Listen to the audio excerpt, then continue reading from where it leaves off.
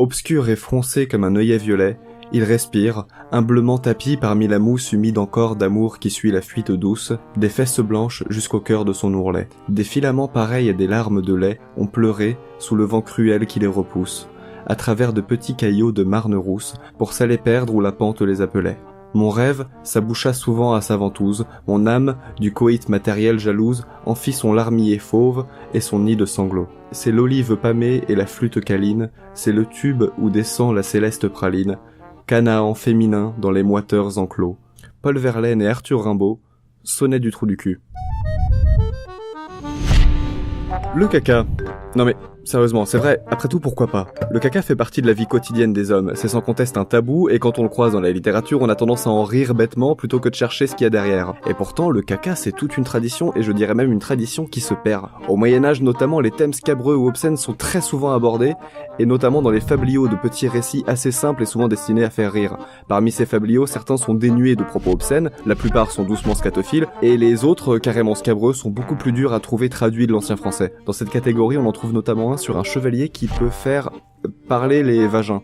Voilà, je savais pas comment le dire autrement. Au XVIe siècle, on a de très nombreux auteurs qui n'hésitent pas à tartiner leurs livres de merde, comme François Rabelais qui nous apprend dans Gargantua les diverses façons de se torcher le cul, et nous dit dans une très belle phrase que je vous cite « Je dis, et je maintiens, qu'il n'y a rien de tel comme torche-cul qu'un oisillon bien dufteux, pourvu qu'on lui tienne bien la tête entre les jambes. Et croyez-moi sur mon honneur, car vous sentez au trou du cul une volupté mirifique, tant par la douceur du duvet que par la chaleur tempérée de l'oisillon, laquelle est facilement communiquée au rectum et autres intestins, jusqu'à venir à la région du cœur et du cerveau. » C'est élaboré, hein. Au même siècle en Italie, on retient surtout la commedia dell'arte, au théâtre, qui évoque beaucoup le thème, et au XVIIe siècle, on retrouve encore quelques exemples décomplexés, comme chez Cervantes dans Don Quichotte, où le faux chevalier fou s'invente une potion de guérison qui le fait se vider dans son armure. Dans la fiction qui fait l'usage d'un langage vulgaire dans les années 1600, on distingue deux genres majeurs, le burlesque et l'héroïque comique. Dans le burlesque, on va utiliser des termes bas et familiers pour évoquer des choses nobles et sérieuses. Il s'agit alors le plus souvent de parodies d'épopées comme le très célèbre Virgile travesti de Scarron, qui est une parodie de l'Énéide du dit Virgile, tandis que dans l'héroïque comique, on va plutôt parler de sujets bas et vulgaires dans un style très élevé, un peu plus dans le style de Don Quichotte. Toutefois, on constate quand même une évolution dans le sens qu'on donne au terme d'obscénité pendant ce siècle. Quand vous comparez, comme la dernière fois, l'évolution du mot entre 1694, 1762, 1798 et 1832,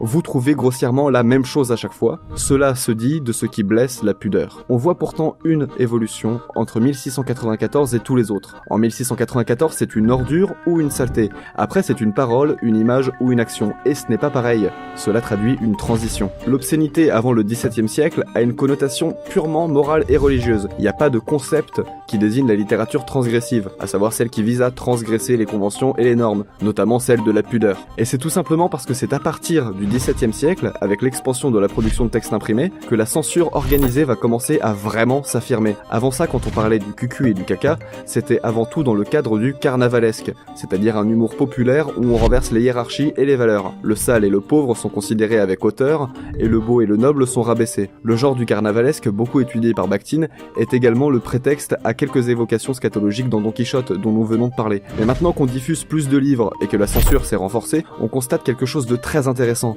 La censure va codifier dans la littérature ce qu'on peut considérer comme une obscénité. Donc on sait ce qui peut être considéré comme obscène et ce qui ne le peut pas. Et d'autre part, les livres obscènes vont tout de même bénéficier des avancées de l'imprimerie et connaître un public largement plus vaste qu'avant. Puisqu'ils connaissent un public plus vaste, ils doivent être considérés comme un véritable phénomène littéraire par les autorités intellectuelles.